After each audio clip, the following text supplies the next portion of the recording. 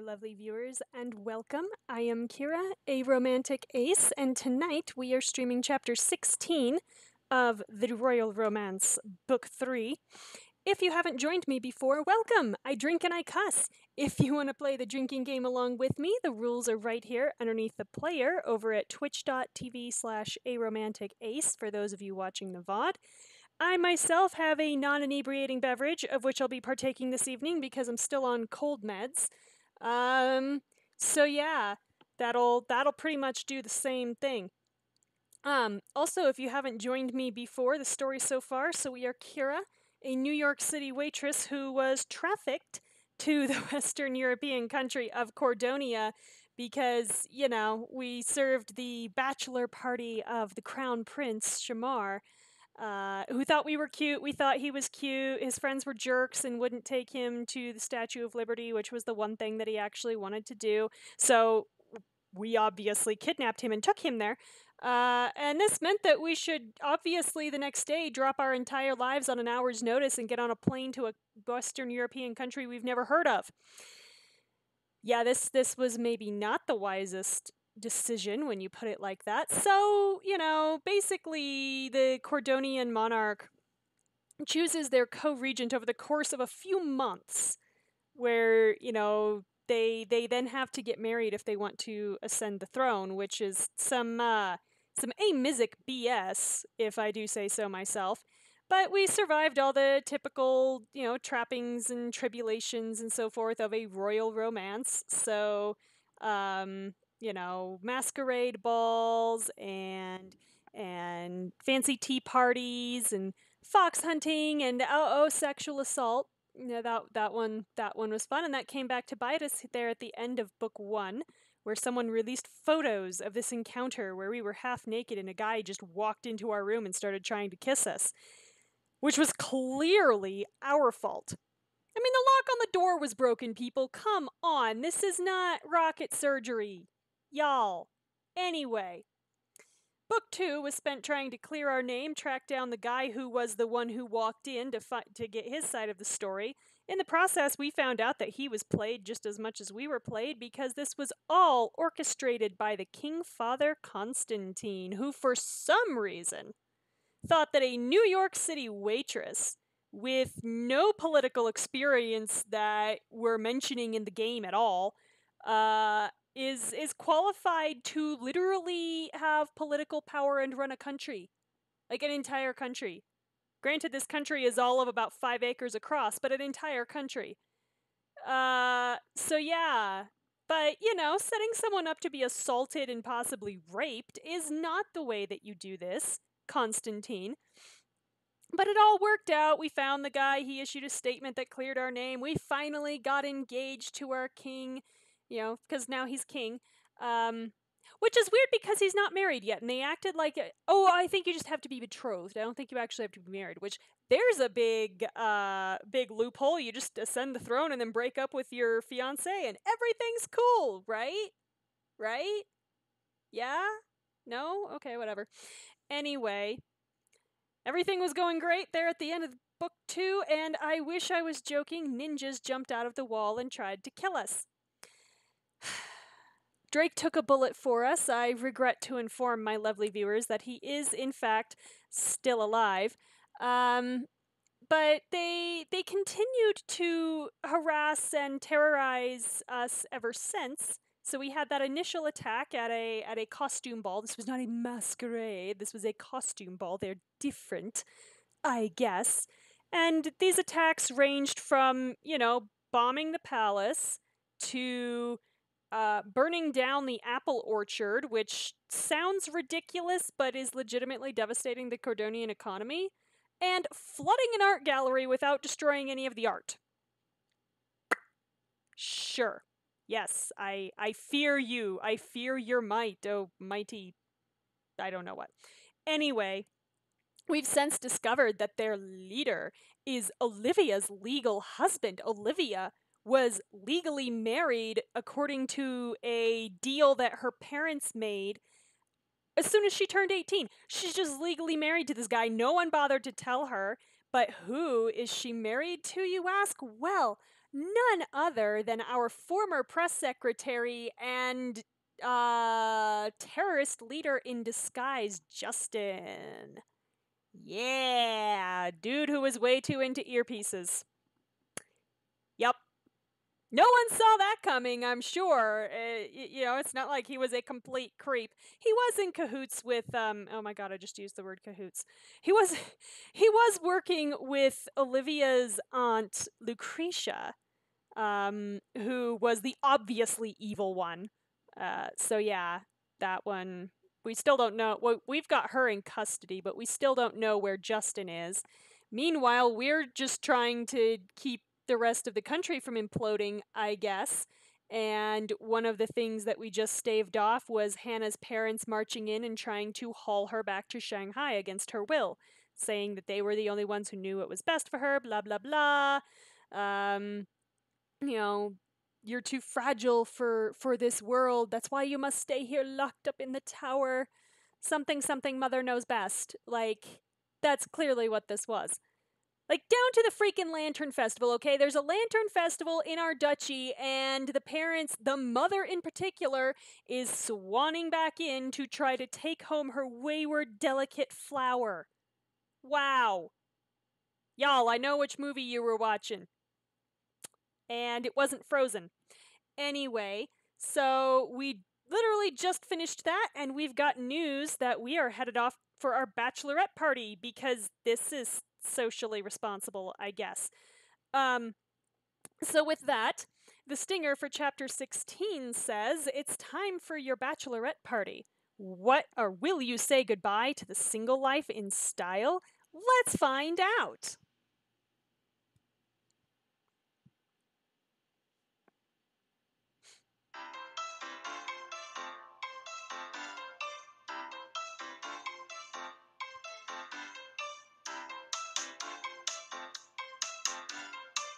So, chapter 16. What happens in Vegas? What does happen in Vegas? I have questions. The next afternoon, you and your friends are on an airplane headed for Las Vegas. This is going to be an extremely long flight. Whew. This is going to be the best party ever. Maxwell, you are overdressed. Unless you are planning on renting out one of those really fancy clubs for all of 4 people, which you probably are because, rich people, something, I can do what I want. You're overdressed, honey.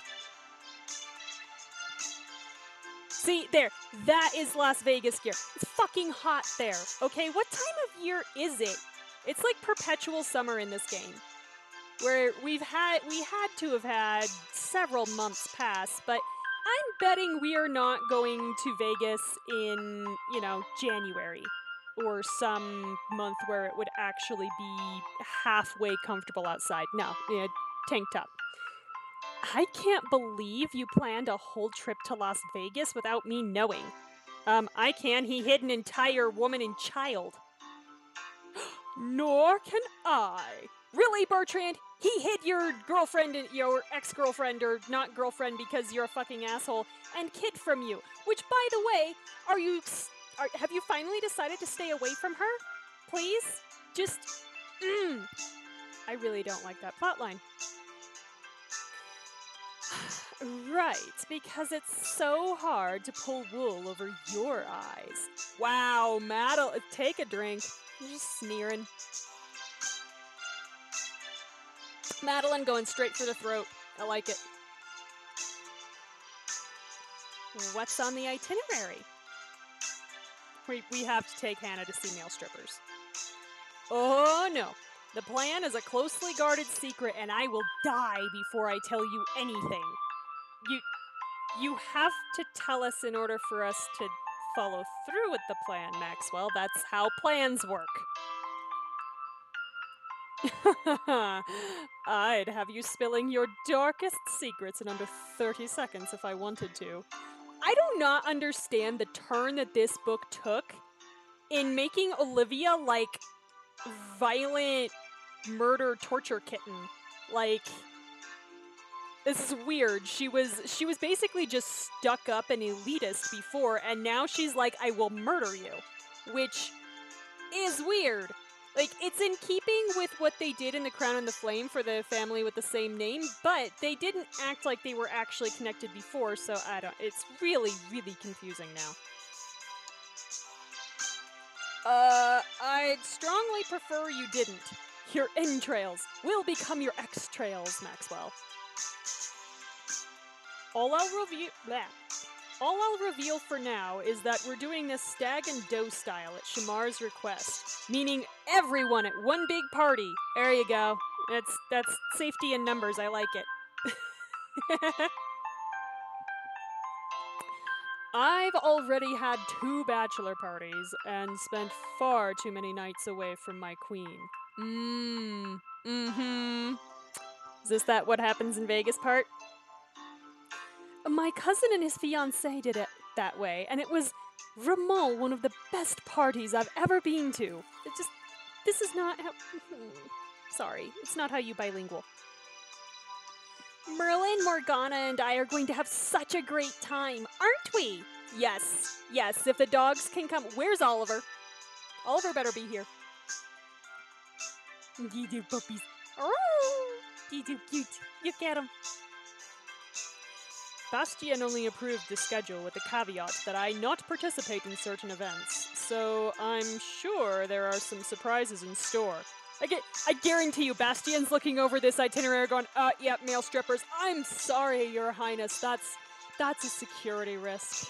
We can't have you there, because, you'll see your queen going crazy over other guys and probably, flip your shit. Although, I don't get the sense that Shamar has a jealous streak, but that's what I'm thinking. Well, if it's such a secret, we can say it must be the biggest, bestest Beaumont bash of all. You'd better not disappoint me, Maxwell. Or, I hope that doesn't mean you ordered strippers. What is wrong with strippers? Y'all, strippers are wonderful. They're hilarious to me because it's okay, that cannot be comfortable, and it all looks like a caricature to me anyway, but, it's a legitimate profession. You have great, dancers doing every other kind of dance on stage. What the hell's wrong with stripping? Y'all. Geez, stop hating on sex workers. Anyway, I'm gonna go with it must be the biggest, bestest Beaumont bash of all. That's a lot of bees. Oh, it won't be a Beaumont bash. It'll be a Beaumont blowout! Oh god. Oh, Maxwell. Oh, there's so many entendres I could make. Just don't get into too much trouble while you're engaging in whatever debauchery is planned. Oh dear. Madeline, you're one to talk. You got falling down drunk at your bachelorette party and also tricked somebody into thinking you had a major allergy. Oh, so you're not coming. Oh, yeah, maybe not after last time she's not. I only wanted to be nearby in case Maxwell's so-called planning creates a PR disaster for Cordonia. Her fears are not unfounded. I'll be staying in the hotel, thank you very much. I don't know, Madeline. You seem like you're probably going shopping. Are you going shopping? It's okay to go shopping. There's good shopping in Vegas, especially if you have money. Oh, we can say good riddance, or no, you have to come with us. Oh, I don't really like either of these answers because it's Madeline's choice what she wants to do. I'm not gonna say good riddance because, I'm trying to be nice to my PR person, so I guess I have to go with no, you have to come with us. I made other arrangements to keep myself busy. So yeah, you're going to a show or something? That's all. She doesn't have to come with us. There are plenty of things to do in Vegas. Well, those arrangements can wait. Fine. If it means that much to you, I'll see if I can spare the time to drop in. She's gonna come for the strippers. I demand strippers. I hope you can. You feel the plane tilt as the pilot announces that you've begun your descent. I guess this means I can reveal the first stop of the night, the airport. The most exclusive boutique on the strip. Ooh, I told you, shopping. Shopping is fun in Vegas. There's so many windows. Maxwell, Hannah, and Shamar accompany you to the boutique while the rest of the group checks into the hotel. Hannah runs a hand over a rack of designer party dresses. Wow, Maxwell, you've really outdone yourself. Ha, I'm glad you like it. Hannah, do they have the dress you wanted? Now, are we not going to show Hannah saying, yep? I guess not. Yep. Whatever. There we go. Hannah pulls out a hanger and runs to the dressing room. Maxwell turns to you. Hannah and I went through the boutique's entire catalog together, then asked them to reserve something special for you, which, I'll have to pay for and I'm not going to. I'll go grab it. As Maxwell speaks with the clerk, Hannah emerges from the dressing room. Oh, this is cute. Ta-da! I like it. It's very chic. When Maxwell asked me for input on the party, I had the idea for everyone to wear dark colors so you'd stand out even more. Oh, okay. You don't have to. It's quote-unquote about me, but it doesn't have to be that much about me. But that's nice.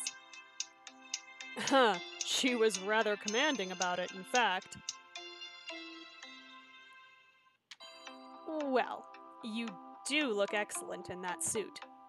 I think it's, the only suit that he has. So, Of course, the rule means new dresses for both of us. And it looks like Maxwell has the one we picked out.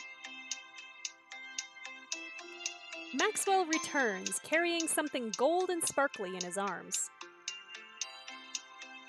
You definitely won't fade into the background in this.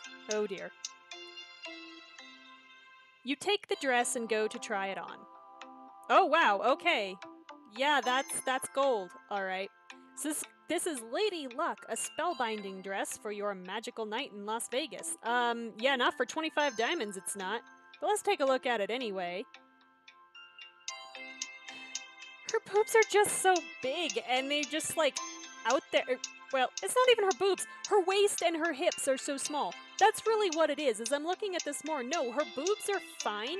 It's that her waist and her hips are so goddamn tiny. She's a Barbie doll. I told you I cuss. Jeez. So we have that, or I assume our little black dress, which is perfect for every occasion.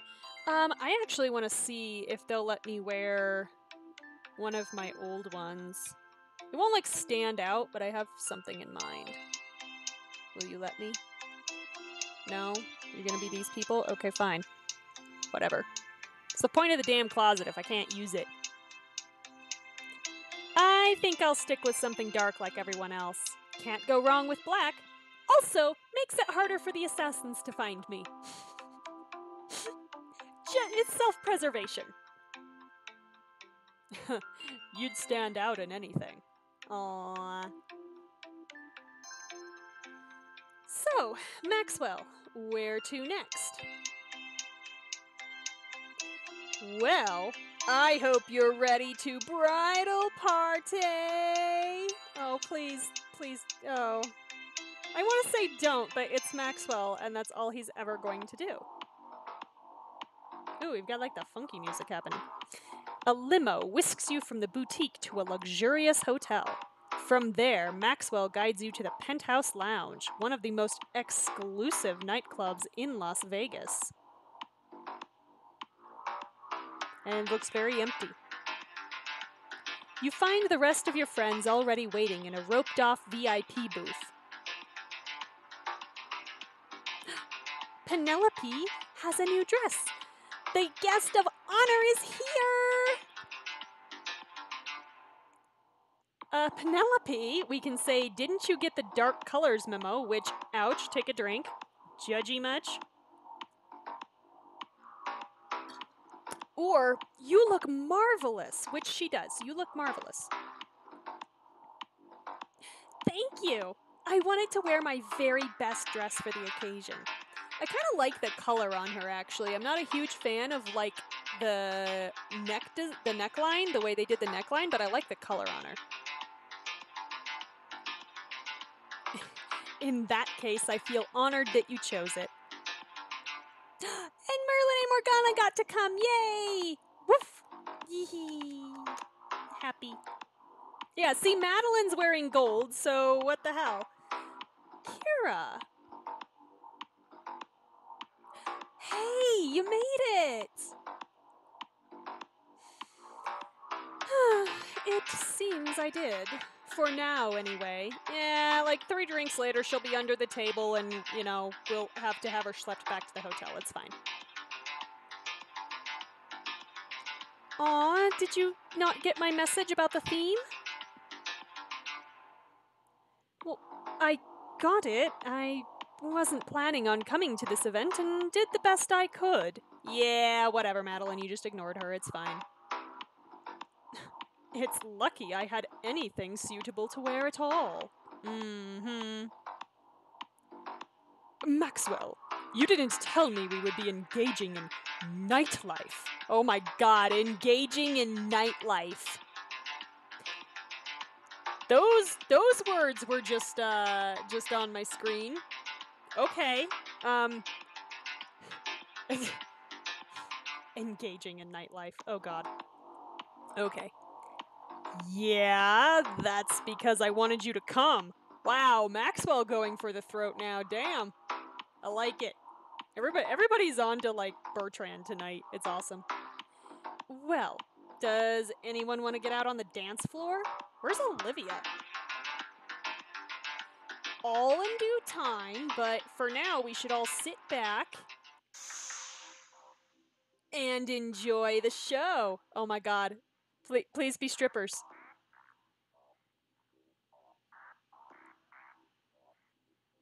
The lights on the stage come up, and a man begins to descend the stairs with gravitas. Woo.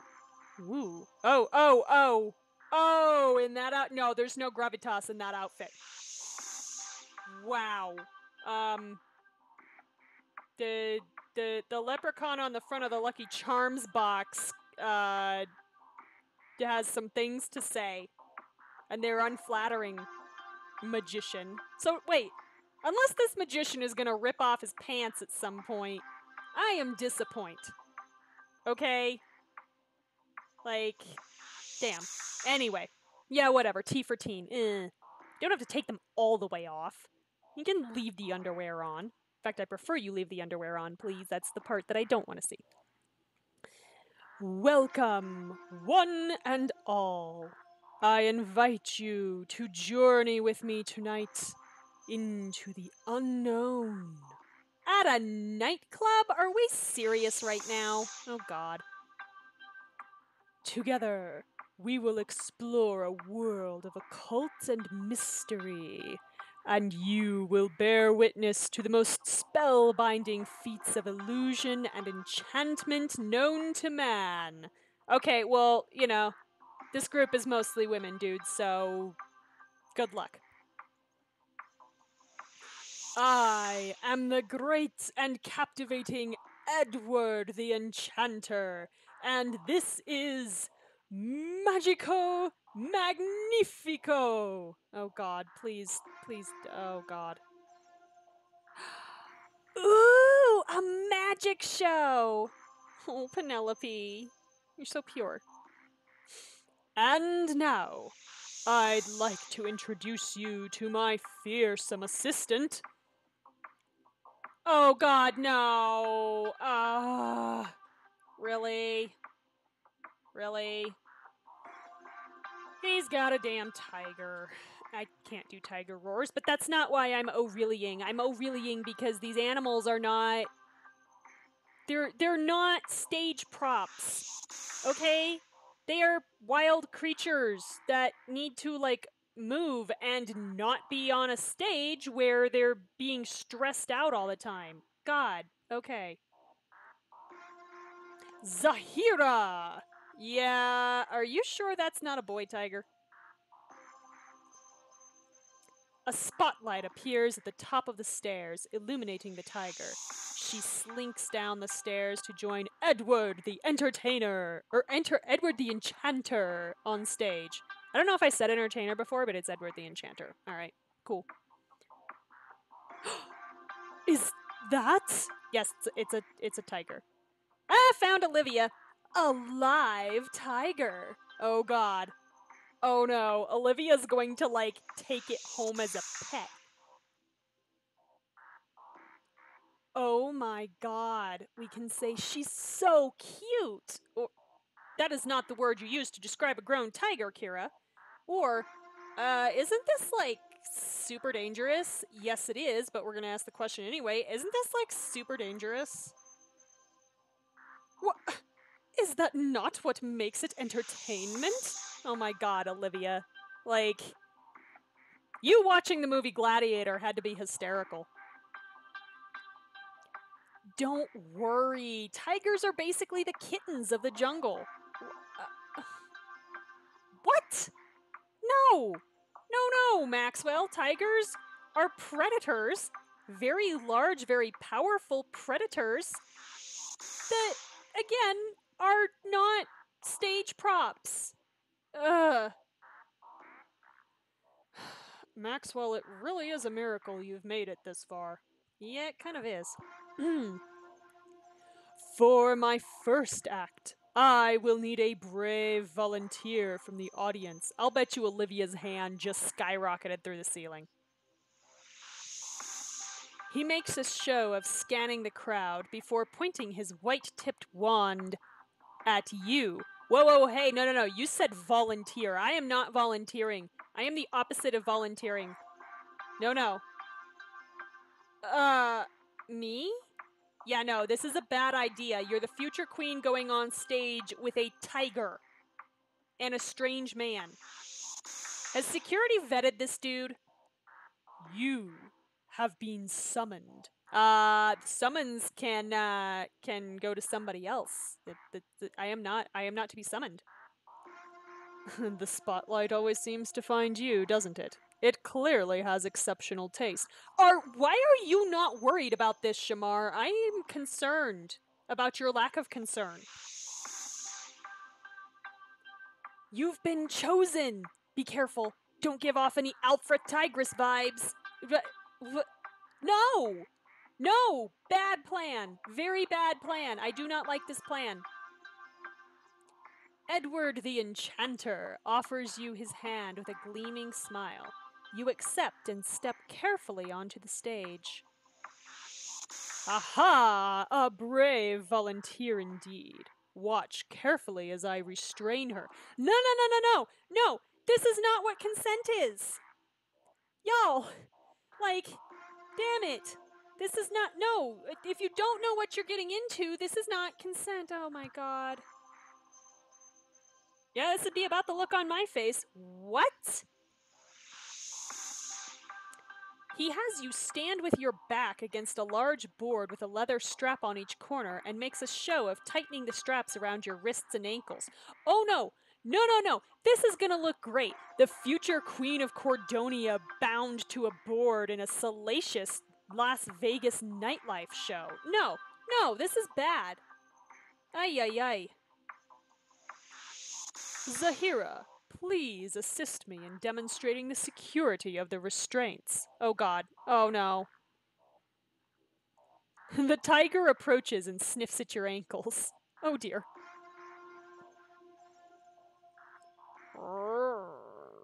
They kind of purr, and I can't make it. It's kind of like almost like a purring woofing sound, and I can't do it. Yeah, I'd be nervous too. You instinctively try to pull away, but your legs are held tight to the board.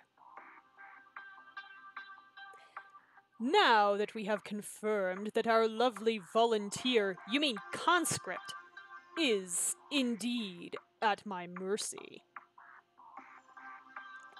The magician produces a bow and arrow from a box of props near the stage and lights the arrowhead on fire. Why are none of you seeing that this is the easiest possible way to kill the future queen? Oh my god! Seriously, oh no, he won't do anything. He's in public. He doesn't have to. All he has to do is get it right the first time. He doesn't have to make it out of there. He just has to do his job. Like, straight up Lee Harvey Oswald that shit. Oh god. Ugh. Shall we see if she can cheat death? No, we shan't. Let me go. What? If anyone's gonna shoot a flaming arrow at Kira, it should be me. Maxwell, we've seen your aim, honey. Oh, sure. Now you're concerned. Kira! Yeah, no. This concern should have been when he first pointed at me. Your eyes go wide as Edward the Enchanter draws his bowstring taut. I should keep my cool, I guess. Flash a smile? Why? You stay calm as the magician stares down the length of the arrow's shaft, building anticipation. The audience is utterly still. Yeah, I'm kind of concerned as to how long he can hold that bow at tension, because that's difficult. Bertrand is shocked. Yeah. Shamar doesn't look particularly happy either. You see Shamar jump out of his seat, but a stagehand rushes to keep him away from the stage. Where is our personal security? Where the fuck is Mara? She should not have allowed this. This is literally their job, is to go, no, she's not coming on stage. Like, what the hell? Kira! Yeah, no, there's nothing you can do now. Good job. The magician looses his arrow. It shoots towards you, the flames swept back as it flies through the air. And you die, and you play the rest of the game now as Drake. You brace for the impact, but it doesn't come. Quoi? It went right through her. Oh, God. Okay. You glance down at your chest and find everything exactly as it was before the magician shot you. And we are amazed. I've had a similar trick to this performed on me, so it wasn't nearly so dramatic as a flaming bow and arrow. It was a bottle. And the trick was basically you wrapped the bottle in paper, like a newspaper, and you just pushed it straight through, quote unquote, straight through someone's stomach. And it was really kind of trippy to watch it because your mind will mess with you as it tries to make sense of what it's seeing. And it's really kind of tough to figure out because, then he produces the bottle from behind you, basically. Which is easy enough to figure out where he gets the bottle from behind you. But, trying to hide what's, you quote unquote verify, you take it in your hand and you look at it. It's for all intents and purposes, it appears to be a solid glass bottle that just, right through your body. And yeah, your brain will mess with you. It felt weird because you're watching something happen that doesn't actually coincide with what your body is physically feeling. And so you kind of invent what you think you should feel. And oh, it's weird. It's weird. The audience erupts into raucous applause. Edward the Enchanter assists you out of the straps and flourishes his hand as you take a bow. We die 2 days later. Thank you! Thank you! Fuck you! You return to your seat as a stagehand removes the board from the stage. Brava, Kira. Whew! I can breathe again. Yeah, this was your idea, Maxwell. Shut up. Huh. Flaming arrows? Child's play. Yeah, have you made flaming arrows fly through somebody without killing them, though, Olivia? That's the trick. So you weren't impressed by the illusion? No. I mean, children in Lithicos literally play with flaming arrows. Well, of course they do.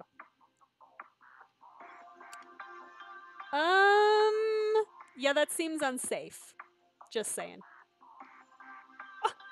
They're a practical cold weather toy. No, they're not. You know what's a practical cold weather toy? Like water balloons filled with warm water, which still isn't even that practical, but it's more practical than a flaming arrow. What are you supposed to do with a flaming arrow? Seriously, what do you do with it? You just like run around with it? Like, no. Whew, I could use a drink after that. Yeah, take a drink. Just cuz. Because we're probably going to go straight to drinking in game. You flag down a waiter who offers you a tray laden with an assortment of drink options. Cool, so we have infused water, champagne, beer, we can be classy, a Mai Tai, or whiskey. Historically we've gone with whiskey, so I'm just going to do that again. You take a sip of your drink and relax back into your seat.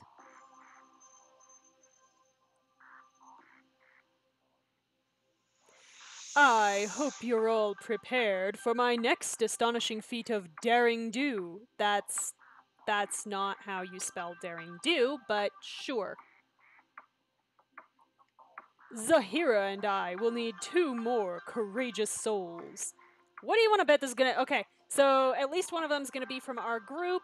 I am pegging Shamar and Drake. We'll see if either one of those or both is right. Row. Yeah, see, I can't do it. I don't have a deep enough voice. The magician points at you once again. No, you said 2 more. That means I'm out, my dude. Oh, okay. In honor of your boldness in the face of certain death, you shall have the privilege of selecting my next 2 assistants. Oh dear. Okay. First, select someone to aid me in demonstrating my masterful hypnotic control over this formidable beast. No, I will not. Rawr. Angry kitty.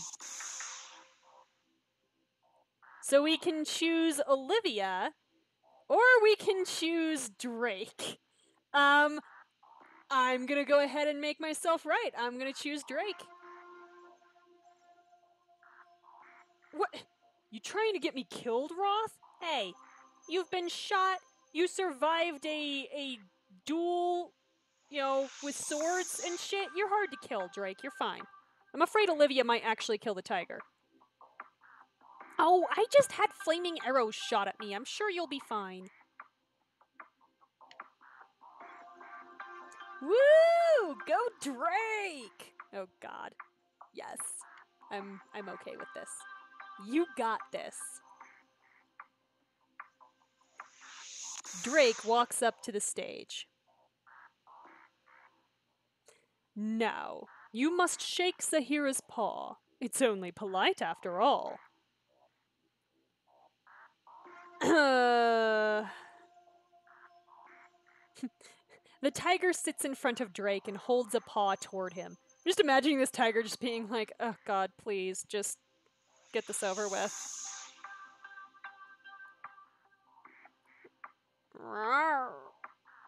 I don't know.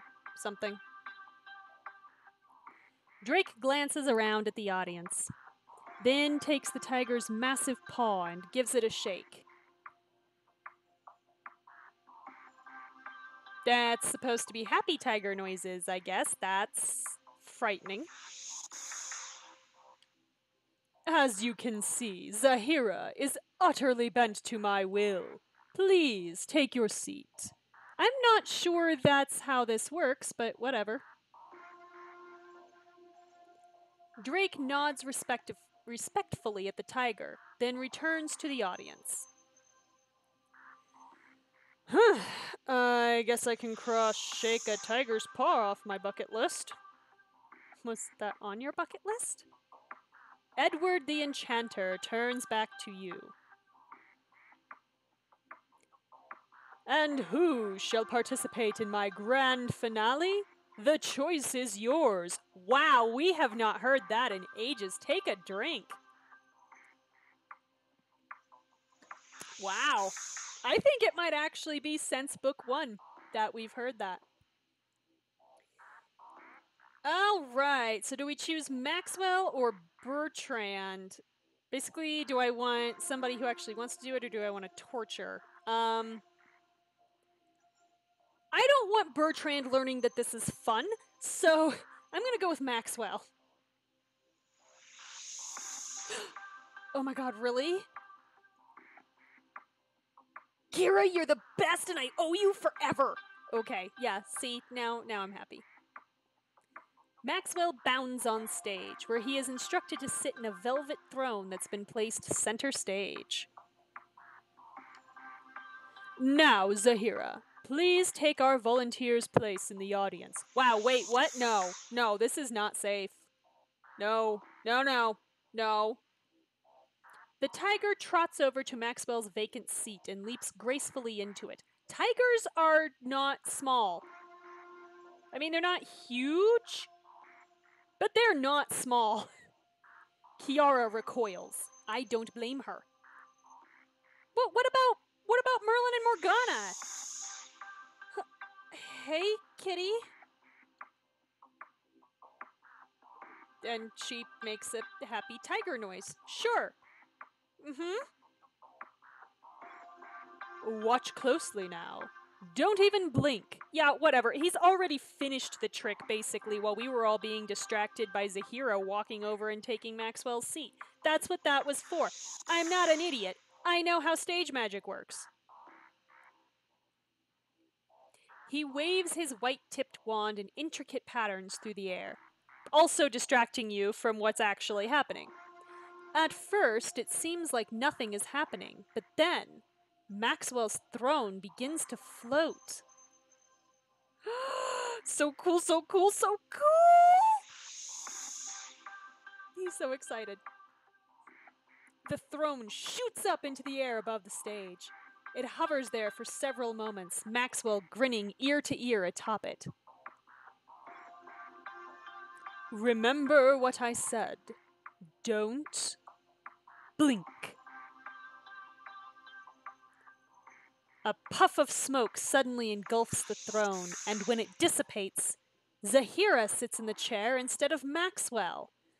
Yeah, see, this really only works if the trick is pre-planned. You don't pull random volunteers from the audience for something like this. These are your planted assistants is who they are. Rawr. I don't know. You turn to see Maxwell back in his seat, pumping his fist into the air. Whoa! Did I just body swap with a tiger? Kira, am I a tiger now? No, Maxwell, no one would ever describe you as a tiger. Oh, nope, still me. Which means I just teleported! Best day ever! Oh, okay, you didn't really teleport, Maxwell, but sure. The audience breaks into thunderous applause, and Edward the Enchanter takes several bows, flourishing his top hat. Thank you all so much. Yeah, whatever, you have 2 tigers and a clone of Maxwell. And with that, our time together has regrettably come to an end. Oh, sad tiger noises. Yeah, 'cause that means she has to go back in her cage. I know, Zahira, but fear not. I shall return tomorrow evening for another night of magic and mysticism. Tell your friends. He spins his top hat through the air and catches it on his head before retreating up the stairs, followed by the tiger. The stage lights dim. Okay. That was amazing. You were amazing. I was strapped to a board against my will, but sure. Ha, I was pretty amazing, huh? Yeah, Maxwell, you actually had to do something for that trick, whether they're admitting to it or not, so yeah. Huh. Indeed, it's amazing that you managed not to laugh that imposter off the stage. So, Maxwell, what's next on the agenda? Now it's time for dancing. Okay, alright, that'll be fun too. Yes, we can say, let's dance, or, but first more drinks. Let's not be trying to get everybody falling down drunk right away. Let's dance.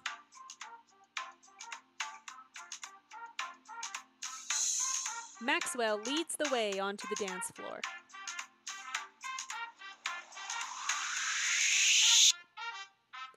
Bertrand and Madeline hang back, but everyone else starts dancing as the music pulses in your ears.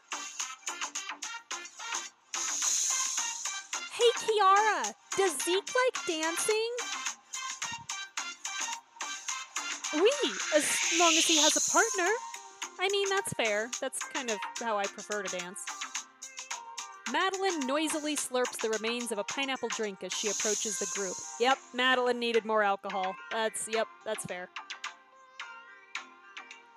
When she's completely drained the beverage, she sets it down, squares her shoulders, then walks up to Hannah. Where's this going? Listen, Hannah, I'm sorry if I've ever wronged you in the past, and, well, no, you have wronged her in the past, so just say you're sorry. Would you like to dance? With me, that is. What? Excuse me? This is the direction you're gonna take this? Choices? Really? Really? I don't know, man. I don't know. I'm not sure I'm here for this. Is this some kind of trick? Are you gonna throw me off the rhythm or step on my feet or something? What? No, I just... You know what? Never mind. Madeline turns, grabs another pineapple drink from a nearby table, and sulks off into the throng of dancing clubbers. No, if they're really gonna try to play this, I'm almost as annoyed by this as Bertrand and Savannah, because this is kind of doing that, oh, the boy on the playground only pulls your pigtails because he likes you thing. Oh, she was only antagonistic to Hannah because she secretly liked her. No, please don't be doing this. Don't be doing this. I've never seen Madeline act like that. Yeah, well, she was recently poisoned. As the song continues, Shamar takes your hand, placing his other hand on your waist. He smiles at you. I should, so we can hold Shamar close, kiss Shamar. Kissing's an option, so take a drink. Or do the robot with Shamar. Well, you know, the rule is we always kiss the prince, so yep, let's give the tabloids something. Let's pucker up. You bring your lips within an inch of Shamar's, and he closes the gap, tightening his arms around you. No, he comes 90, we go 10. It really doesn't matter. Someone went 90 and someone went 10.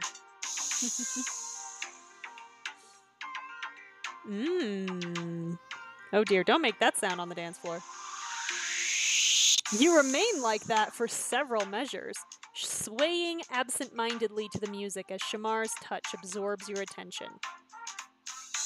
Yeah, get the soulmate point. I wish we could stay like this all night. Me too. You and your friends spend several more songs on the dance floor, swaying and bobbing to the beat.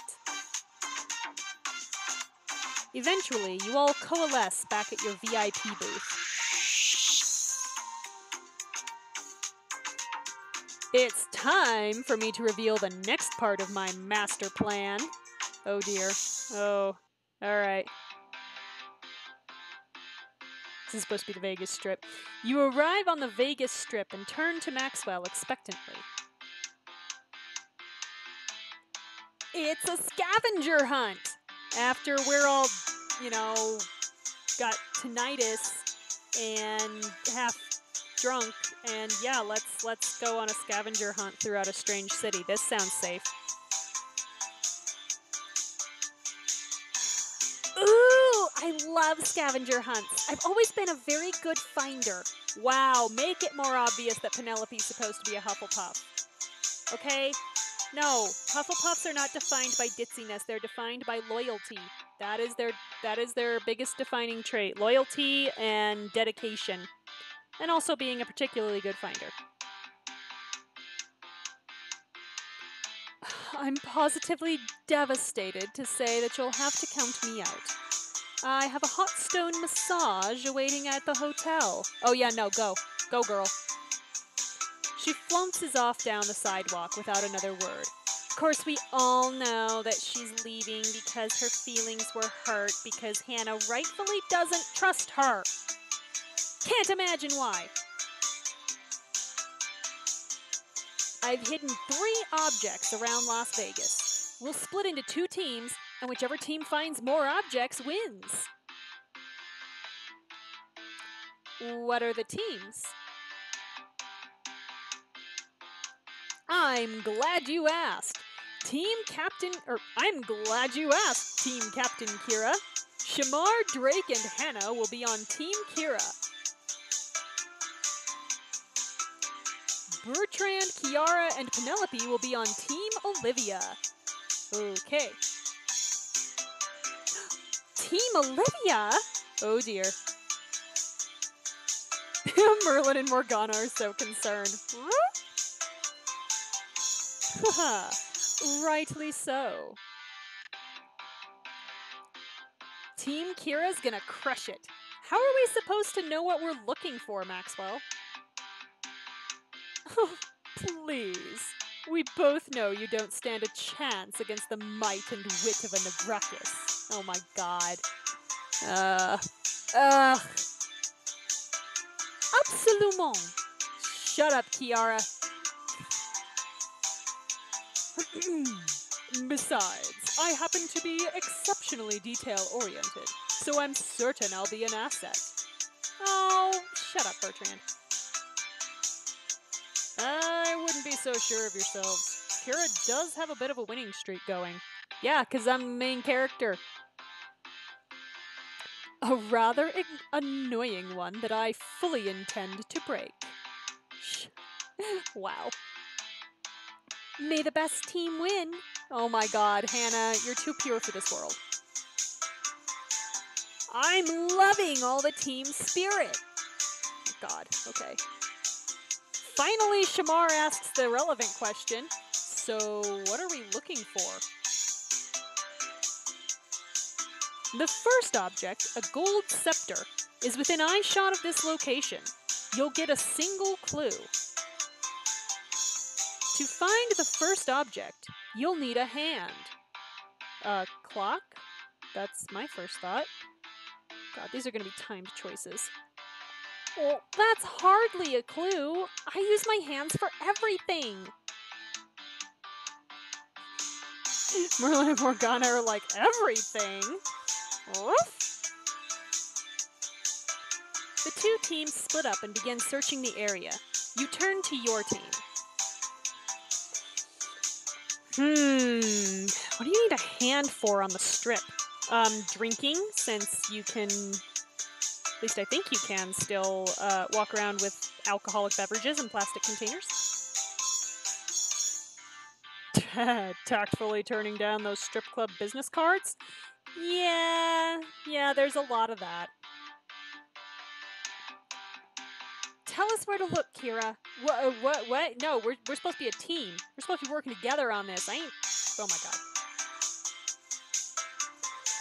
You glance around, trying to identify the likeliest hiding places. I like how this is kind of supposed to be the Eiffel Tower at the Paris Hotel, but isn't quite.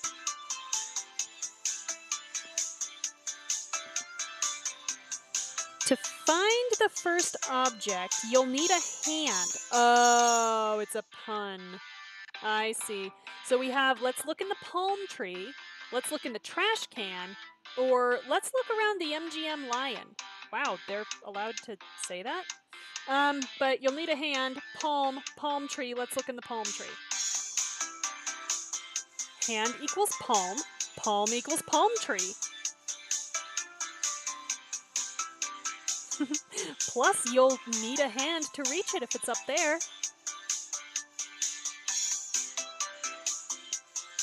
You eye the tree's canopy and spot the scepter resting between the base of a frond and the trunk.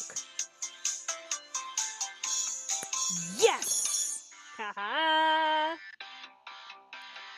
Shamar and Drake hoist you up high enough to reach the scepter. So we shall claim our prize of the scepter. Oh god, are the other two gonna be an orb and a crown? Is that what this is? Team Kira takes the lead. I thought it only polite to let you get the first one at your own bachelorette party. Shut up, Olivia. God. Right.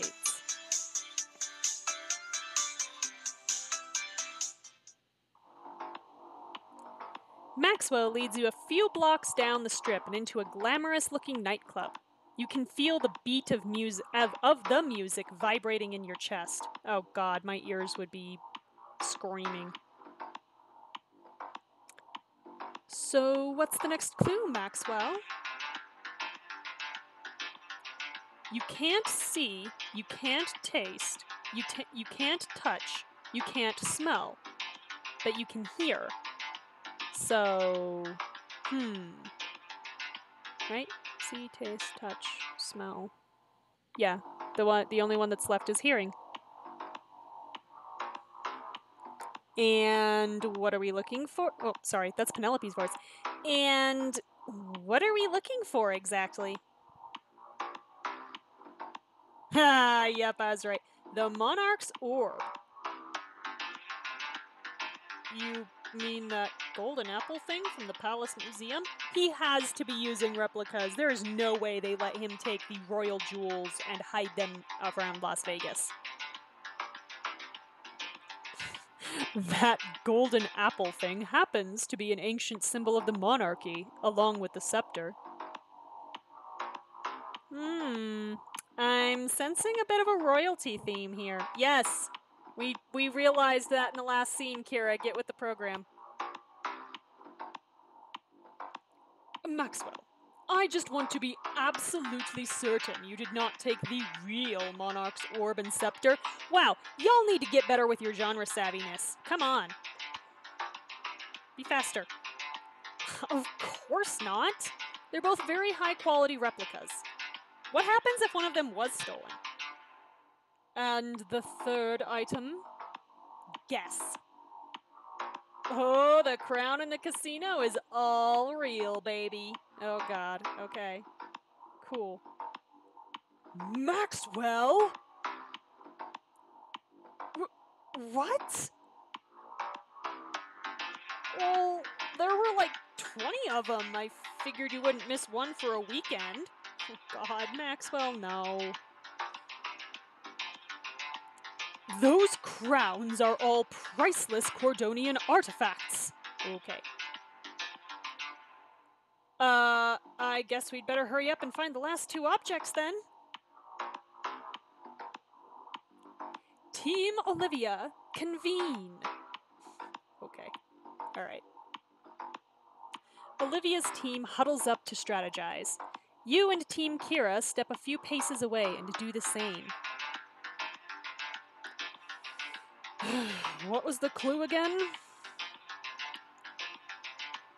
You can't see, you can't taste, you can't touch, you can't smell.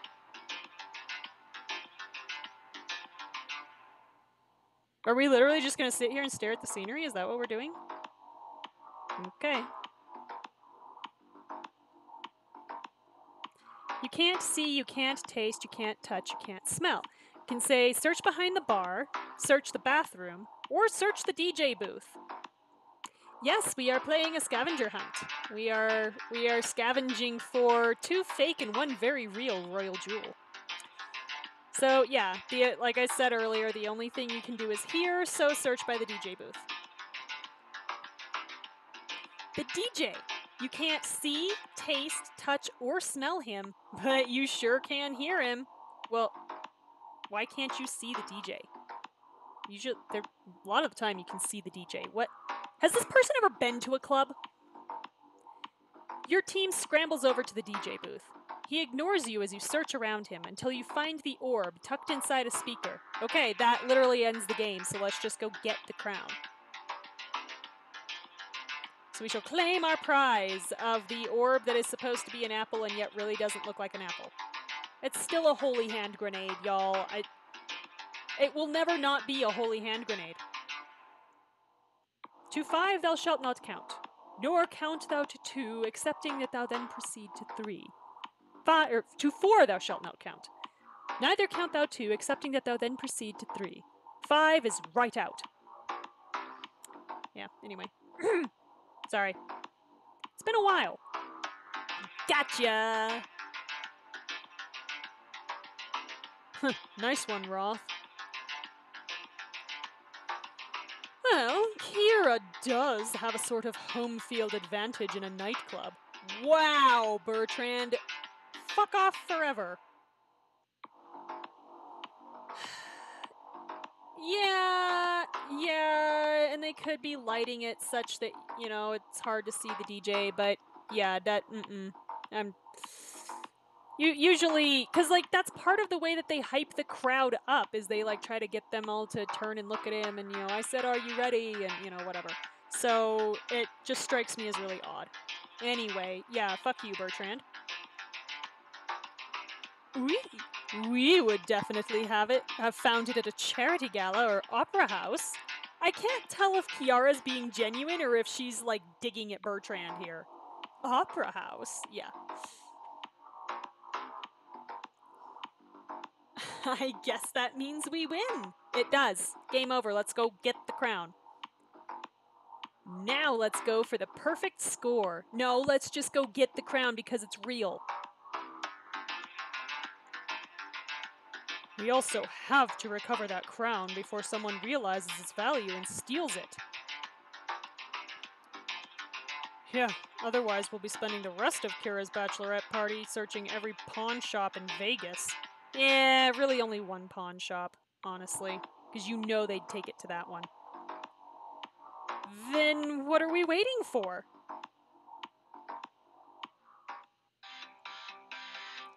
Maxwell leads the group into the casino of the same building that houses the club.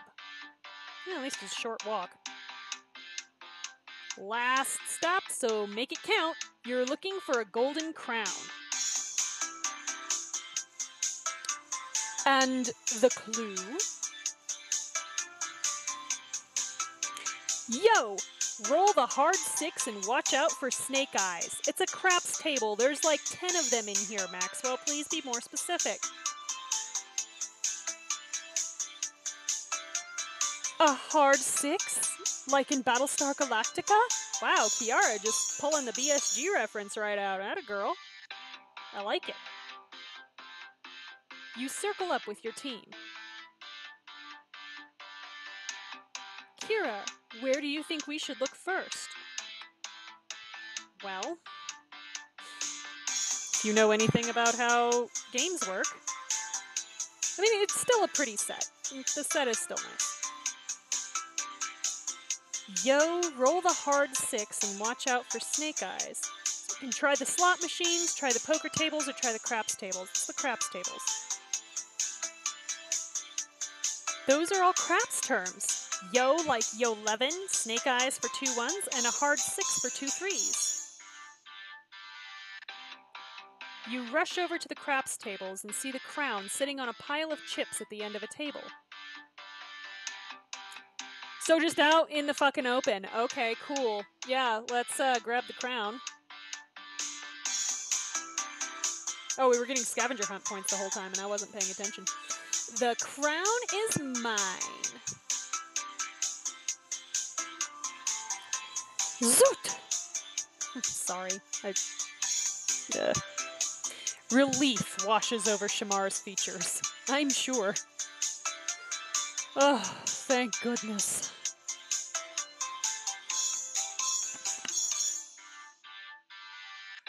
Sorry, excuse me. It looks like we have our winner. Woo! Go Team Kira! You share high fives with your teammates. Congratulations, you definitely earned it. So, what do I win? The monarchy, apparently.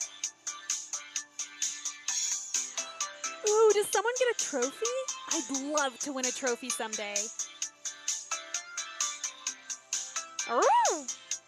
Yeah, what the hell? She got 2 extra teammates in Merlin and Morgana. What the hell? The prize is the friendship we found along the way. Oh, God, Maxwell. Yeah, exactly. If the crown was out in the open, it should have already been long gone. So, yeah, I have concerns. Maxwell, you didn't get a prize? Sorry, it was gonna be the crown, but I guess I have to give that back. Yes, Maxwell, you have to give it back. You certainly do. It's okay, Maxwell. How about a kiss? Wow, Shamar just straight up soliciting Maxwell there. Wow. Are you there? I can live with that. Who's kissing who? This is important information. Oh, okay. You smile at Shamar and bring him close for a tender kiss that's all too brief. Oh, yeah, we kissed the prince. Take your drink. Good game. And great prize. Well, that's the end of the scheduled activities. I propose we return to the hotel bar for the after party. Oh boy. Okay. You planned an after party? Well, of course. What's a party without an after party? Preferably in the hotel lobby. A party without an after party is called the end of the party, and we all go to bed because we've been walking all over Vegas in uncomfortable shoes, half drunk, and we're tired, and, you know, our ears are still ringing, and yeah. With that, you all return to the hotel and make your way to the bar. The prize is the paper hat that costs all your money from RuneScape? Yeah, I don't know anything about RuneScape, so I can't help you there, but yeah, probably. As soon as the group arrives at the hotel, your friends beeline for the bar. Shamar lingers behind. This is a very pretty bar. Also, beeline, and there's honeycomb pattern on the ceiling. Haha. Sorry. Before the evening draws to a close, there's something I have to admit to you. You knew the crown was there the whole time? What is it? Looking around Las Vegas. We've never been here, but there are so many pieces of our journey that brought us together. Aw, he's getting all sentimental again. A mock Statue of Liberty at one end, an Eiffel Tower at another, even replicas of the gondolas of Italy. I mean, it's true. It's everywhere you could want to go, but all in one spot. I wish we had time to sneak away together and see them. Just the 2 of us. Oh, I smell a diamond choice. A way to relive our past and get ready for our future? Who says we can't sneak off for a little while? If you think our friends would forgive us for taking some time alone. No, our friends would hate us forever, so we can go out with Shamar for 17 diamonds or stay at the hotel. We're gonna go out. because we can.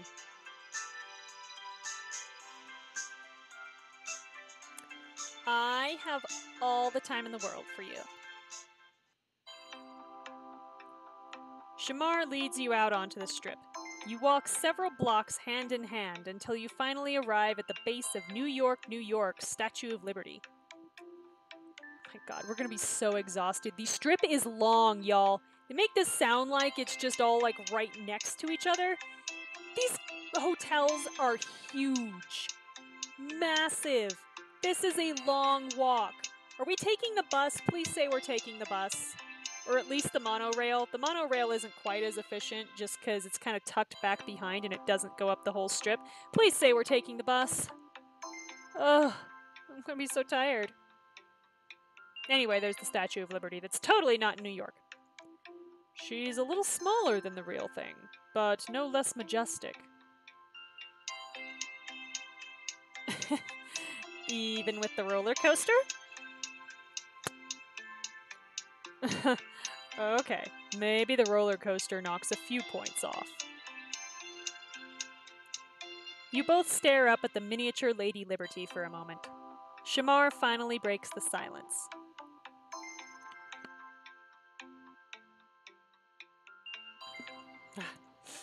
The night we met in New York feels like it was a lifetime ago. It's hard to believe how little time has really passed. Yeah, how much time has actually passed? I'm so concerned. Huh. A RuneScape item that costs you $2.147 billion. It's legit just a small paper party hat that you can wear. Okay. Alright. Cool. What do you remember from that night? I remember, we can say, every instant, from locking eyes in the bar to saying goodnight. How hot you looked. Thinking, might as well have some fun, I'll never see these guys again. Well, not for nothing, that last one is probably the most accurate, but we're not gonna say that.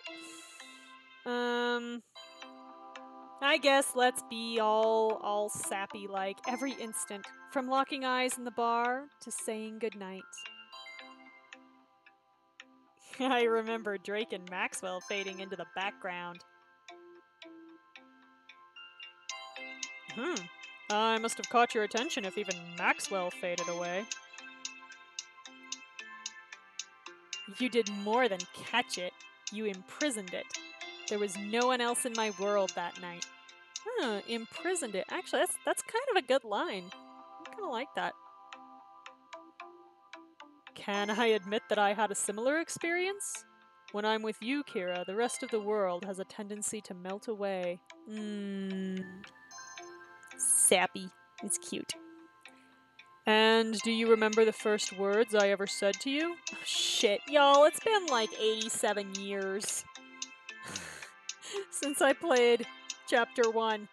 God, no.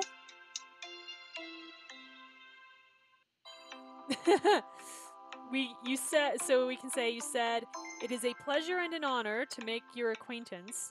Sorry I'm late. Thank you for your patience, Miss... Or, I, a simple commoner, would like your most mediocre scotch and a, burgle? No, I remember he showed up late, so I think it's, sorry I'm late. Thank you for your patience, Miss... You have quite the memory. Where you and I are concerned, I make a point to remember everything. No, we're forgetting shit. It's okay. That's how life works. From Miss to Lady to Duchess, and soon... Queen. Your queen. Hey, he's our king, too. Just saying. You're already my queen. Aww. Sappy. So much has changed since we met, but not you, not at your core. Somehow, through all the challenges you've faced, you're just as adventurous, tenacious, and good-hearted as you were when we met. Aww. I'm glad we have character traits. Shamar, you, we can say, haven't changed either, have changed a lot, or changed me. I don't know. I feel like he probably has changed a lot because, like, you know, he had to go from being kind of iffy with his confidence in being able to be king to this. So, you'll say you've changed a lot. You've grown into your place as king with all the confidence and responsibility that entails. You're twice the man you were when we met, which is saying something since I was pretty fond of him. Yeah. I only strive to be a man you can feel proud to stand beside. Aww. He smiles fondly, eyes crinkling at the corners, and reaches for your hand. With this tour, as with our adventures together, this is only the beginning. In that case, lead on. Good-hearted, he says, flashback to all the terrible things Kira could have said or has said to others. Yup, because there were a lot of genuinely terrible things we could have said, and there were a few terrible things that I did have her say. So yeah, good-hearted. As, you know, her player has been yelling this whole time at Bertrand to go fuck himself. I'm going to say that's good-hearted, though, because I'm trying to protect Savannah. I'm just saying. Shamar guides you down the sidewalk, then into a large, elaborately decorated hotel. You follow him into an elevator which descends underground.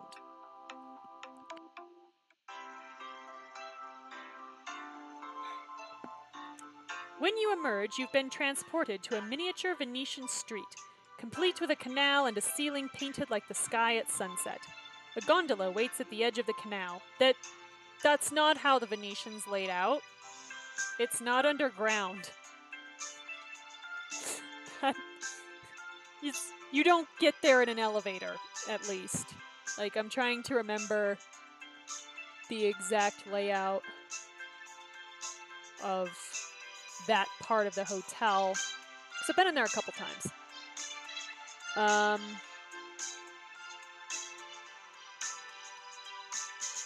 No, I don't. It's not underground. It's not like the top floor of the, you know, obviously not the residential part of the hotel, but the retail part of the hotel. It's not the top part, but it's definitely not like in a basement. Also, it's very weird in there because the ceilings are quite low. They are lower than it feels like they should be.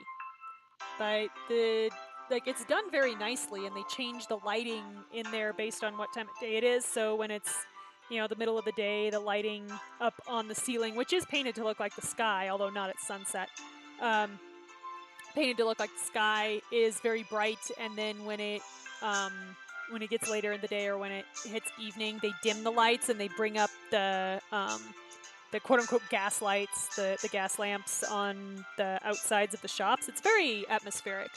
That's one of my favorite spots in Vegas, actually, is the shops at the Venetian. Anyway. After you. That's for us? By way of an answer, Shamar offers you a hand into the craft.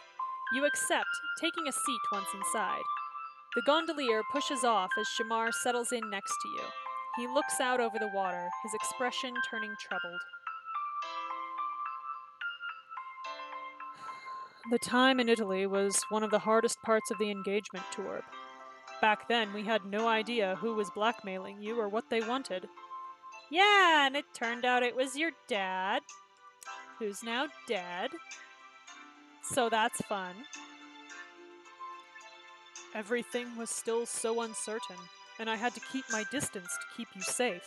Yeah, and then you asked us to be your side chick, which we haven't talked about. Still not over that. and to keep from giving in to my desire for you.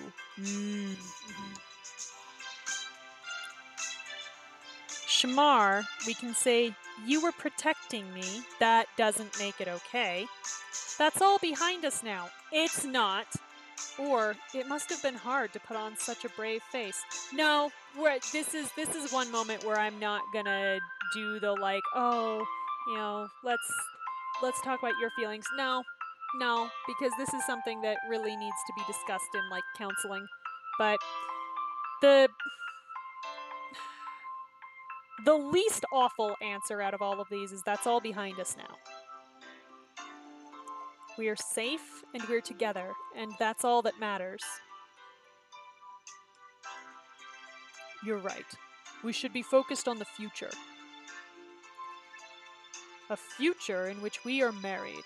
One where I never have to hide my love for you. Aww. You'd better not. You were never that good at it to begin with. Oh, snap. That's the truth. You listen to the gentle ripple of the water as the gondola glides smoothly through it. You look at the buildings as you pass them by. This, we can say, is so beautiful and authentic. It's not. It's beautiful, but not authentic. Is what the trip to Italy should have been. You could go there.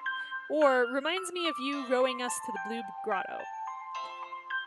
Excuse me. Which I assume is a choice we wouldn't have gotten if we hadn't done the diamond choice. So let's take advantage of that narrative. This reminds me of you rowing us to the Blue Grotto. The scenery is a bit different, but you, me, a wooden boat as dusk turns to night. If I'd had my way, we would have stayed in that grotto for the rest of the trip. That would have been uncomfortable. There's no bathrooms, or food, or potable water. We could recreate it right now if you want to strip down to your underwear. The gondolier is right there, Kira. That is not appropriate. You both glance at the gondolier, whose eyes remain intent on the water ahead, and laugh. Frankly, the gondolier probably has heard weirder, but still, not appropriate. Alright, I'll take a rain check. The cobbled stone of the canal's edge draws slowly closer, and soon the gondolier pulls up alongside it. Ah, this is us. The final leg of the adventure awaits. So he had this planned too? What? You step out of the gondola and follow Shamar through a series of underground side streets lit only by wrought iron sconces. Again, I don't think they're underground, they're just closed off. He guides you up a long flight of stairs, and soon you emerge onto the observation platform of Paris, Las Vegas's Eiffel Tower. Yeah, about that. If I recall correctly, I don't think the Paris and the Venetian next to each other. Ooh, they might be. But you're still gonna know where you're going. Like, seriously, you're gonna know where you're going because I don't think you can walk upstairs to it. I think it's no, you can't. You can't. It's an elevator ride. They don't have an option for stairs, I don't think, except for like probably emergency stairs. But no, you have to get in an elevator. Yeah. Keep running towards the future and you'll eventually trip. I wonder what we shall encounter next on this wedding tour. Yeah. What do you think? It's, we can say, such an amazing view of Las Vegas. By far the most romantic view of the night. Or a bit smaller than the real thing, as I recall. Yeah, he would have had to have rented this out because the nighttime trips up to the top of the Paris hotels Eiffel Tower are extremely crowded for obvious reasons. It is one of the best views of the Strip. The only one that's better is from a helicopter. Although I did get a pretty good one night flying in on a red eye as a layover, which would have been more fun if my layover would have been a little longer, but the layover was only supposed to be like 10 minutes and turned into hours. That was fun. Amazing view or romantic view?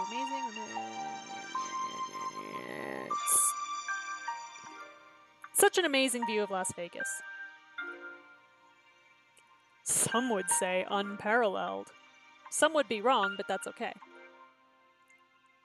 And so sparkly, like all the lights are the glitter on a showgirl's bustier.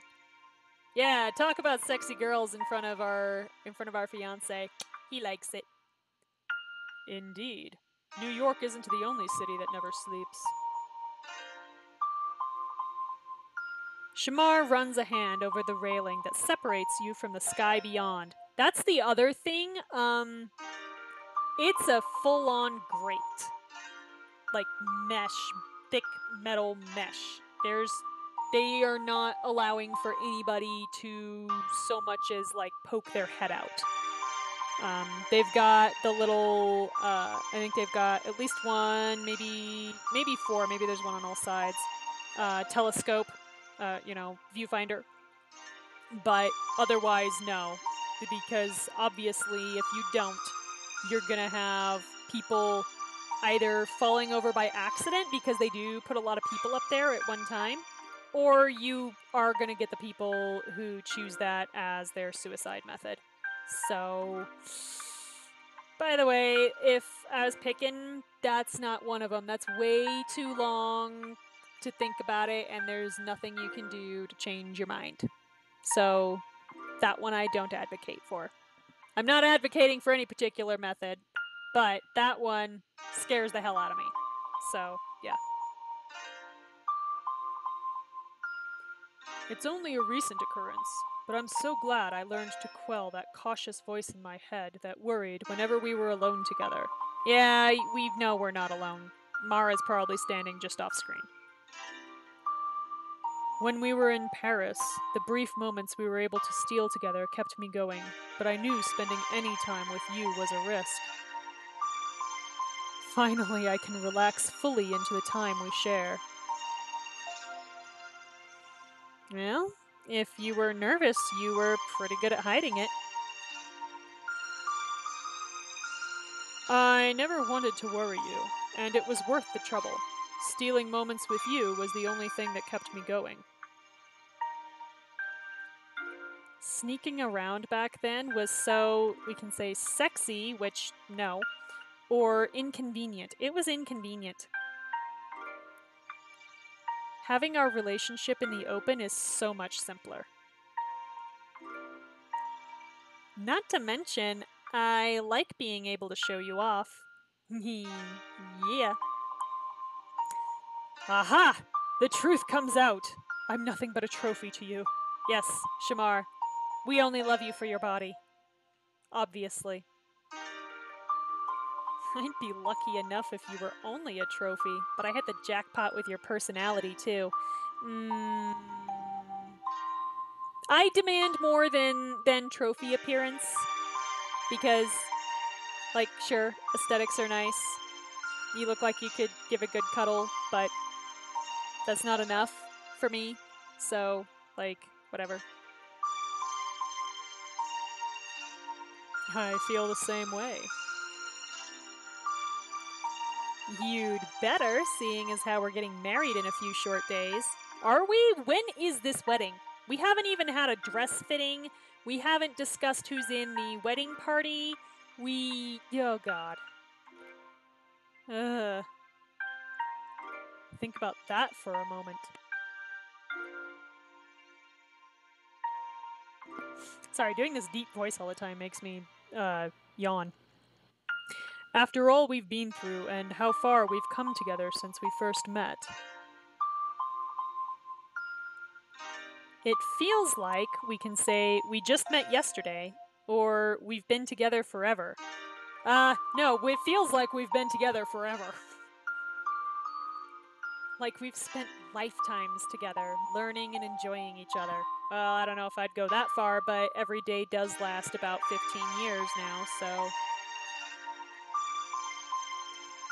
And we're destined for lifetimes more. Well, we hope so. Do demand a happy ever after.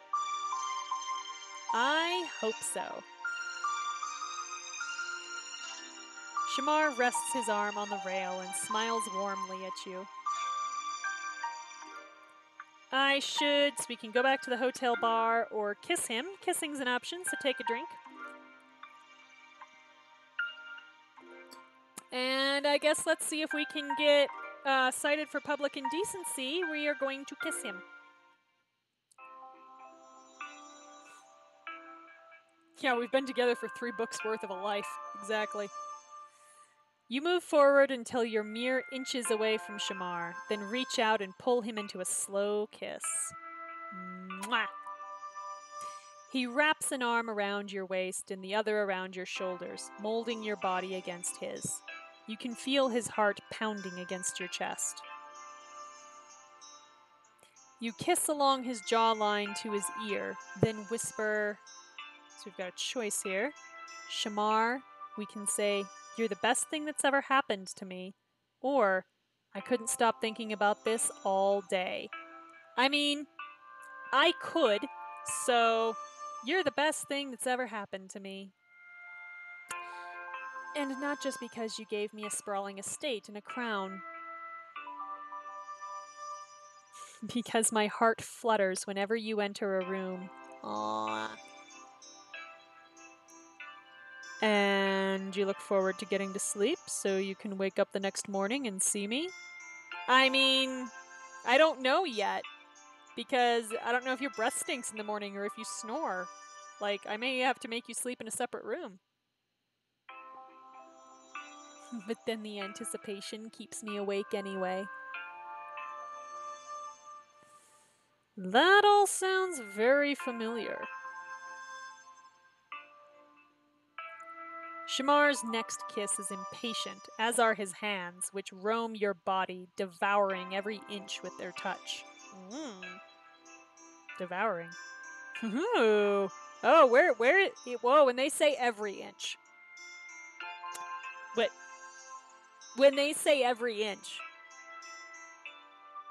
there's possibilities, and I'm just gonna leave that there. His fingers graze your collarbone, then slow as they follow the contours of your breasts. His breath comes hot and quick. So he can bite his lip or grab his butt. Leave his butt out of this. I really kind of don't want to bite his lip either, because if you don't do that right, that can be painful and not in the good way. But yeah, I'm going to leave his ass out of this. We're going to bite his lip. I'm going to try to keep this at the kissing level, y'all. You grasp his lip gently between your teeth and tug. He groans as you release it, his hand balling up in the fabric at your waist. Hey, yo, leave my skirt down. We still in public. There's people flying around on helicopters and shit. Kira. That sounds like a swoon, so take a drink.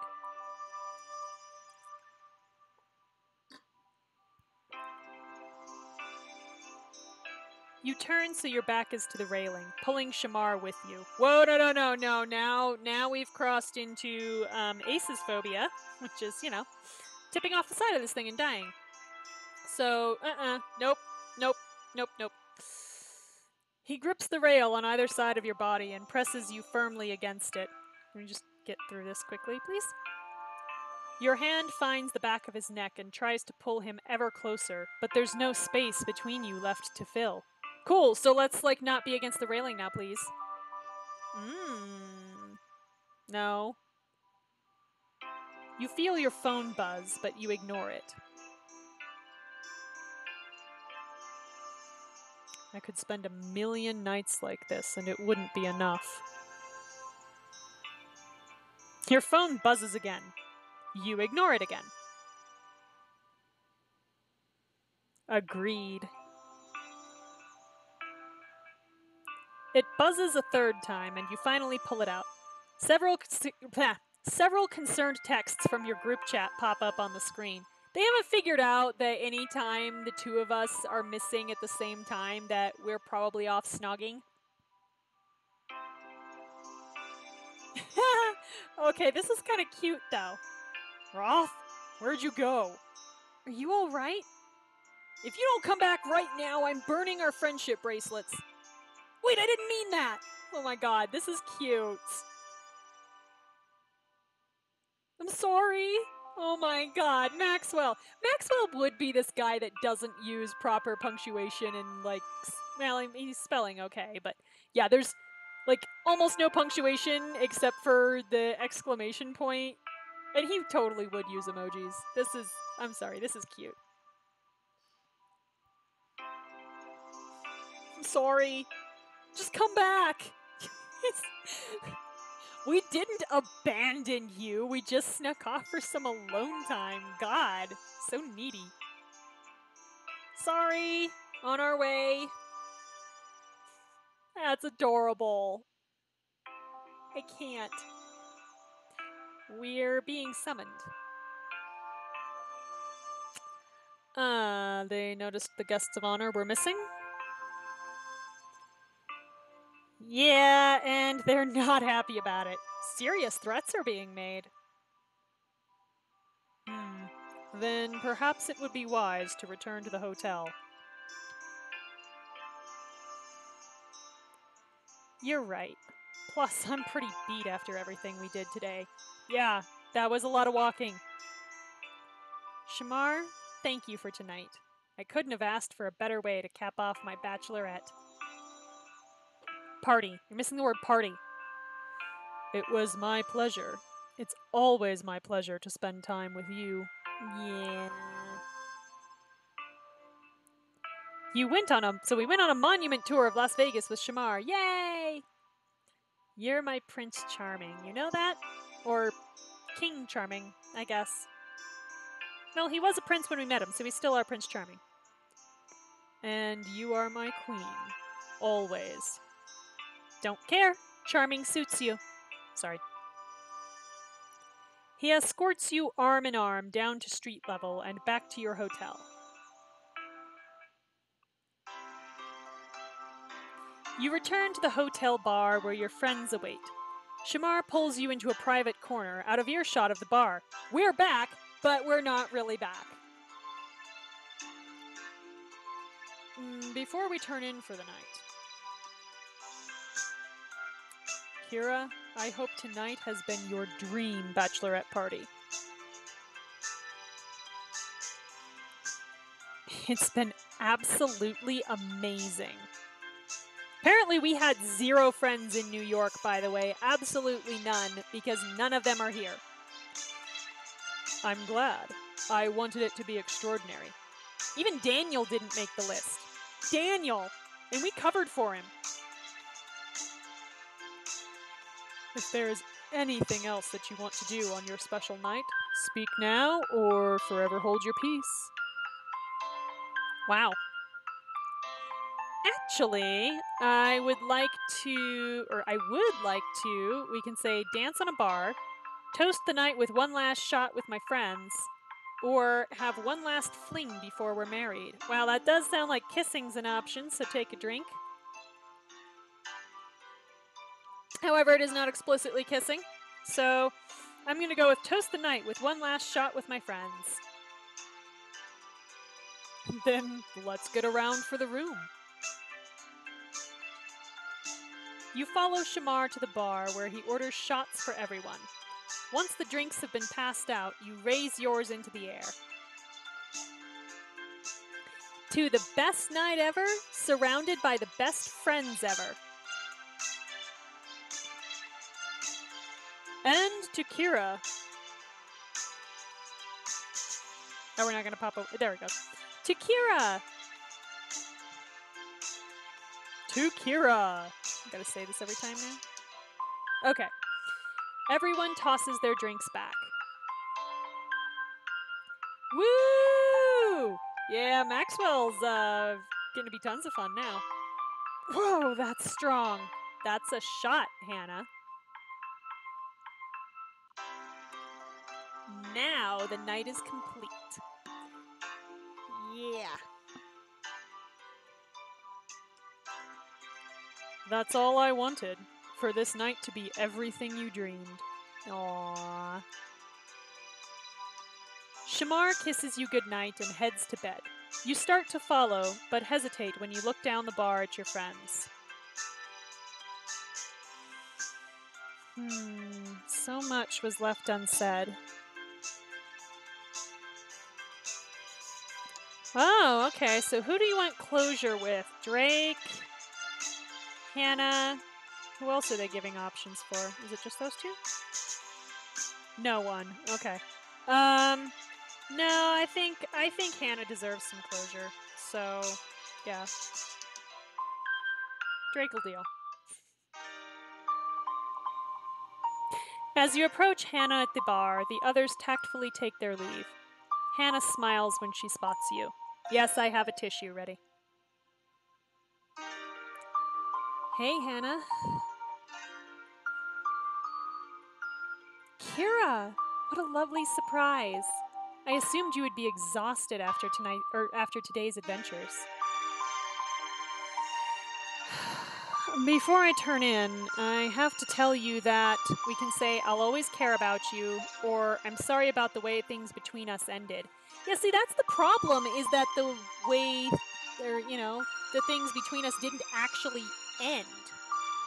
We kind of ghosted her without actually ghosting her, which is actually worse. So, and also I really hate this idea that the love triangle is just here to be here. Because it's not really helping us figure out anything about ourselves, because the whole point of the book is always to be the royal romance. So it's even worse than your typical setup where you don't necessarily have that expectation. So, yeah. We're going to go with the closest I can get to a Pollyann answer, and go with I'll always care about you.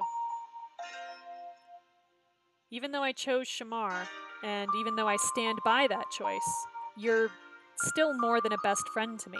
I don't like the term more than friends. I really don't. Because, screw you, I'm ride or die for my friends. So, yeah. Hannah glances down at her hands. Oh, She takes a deep breath and looks back up at you. Thank you, Kira. I'll hold on to that knowledge. You're gonna find someone who knows exactly how lucky they are to be loved by you. Aww. And who knows that you're a lot more than arm candy. It really means a lot to hear you say that. Good night, Hannah. Good night, Kira.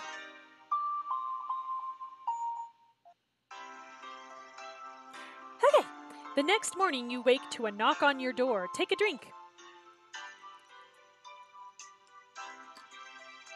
You rub the sleep out of your eyes, then get up to answer.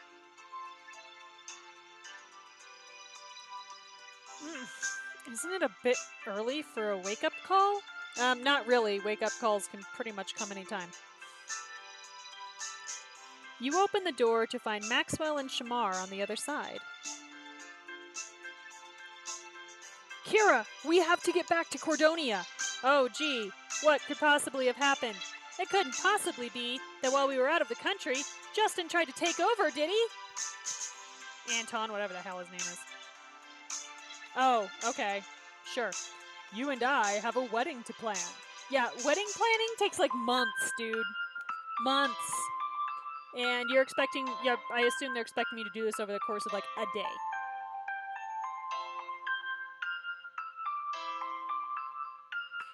It's time to plan your wedding.